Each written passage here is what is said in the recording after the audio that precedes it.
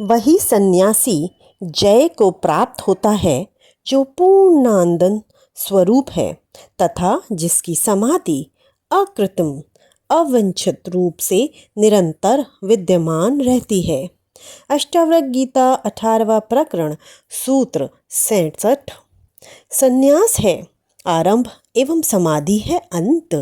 जिस प्रकार विधिवत शिक्षा प्राप्त करने हेतु विद्यार्थी किसी विद्यालय में प्रवेश लेता है तो उसे विद्यालय में अनुशासन, समय की पाबंदी, नियमित पठन, स्वच्छ आचरण आदि का पालन करना पड़ता है तथा उसे विशेष प्रकार की पोशाक पहनने को भी कहा जाता है।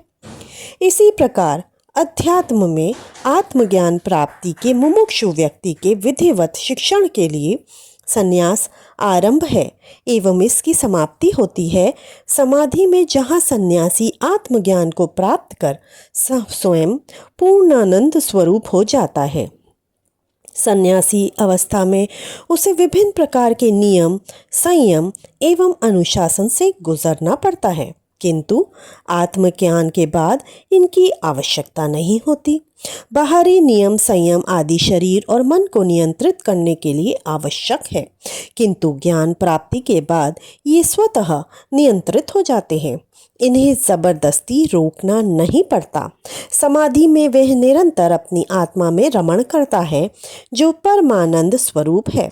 यही सन्यासी की सहज अकृत्रिम समाधि है। कुछ हठ योगी सांस रोकने का अभ्यास कर लेते हैं, जिससे वे जमीन के भीतर या बाहर सांस रोककर कई दिनों तक रह सकते हैं, किंतु आत्मा से उनका संबंध न होने से ये कृत्रिम समाधि ही है। ऐसी समाधि केवल प्रदर्शन की ही वस्तु है, आत्मज्ञान से इसका कोई संबंध नहीं है। इसीलिए अष्टावक्र कहते हैं कि जो सहज समाधि को प्राप्त कर निरंतर पूर्णानंद स्वरूप आत्मा में रमण करता है, वही सन्यासी जय को प्राप्त होता है। यही उसकी अंतिम उपलब्धि है। प्रयत्न करने लगाई गई समाधि कृत्रिम है। ज्ञानी को सहज समाधि प्राप्त होती है। इति श्री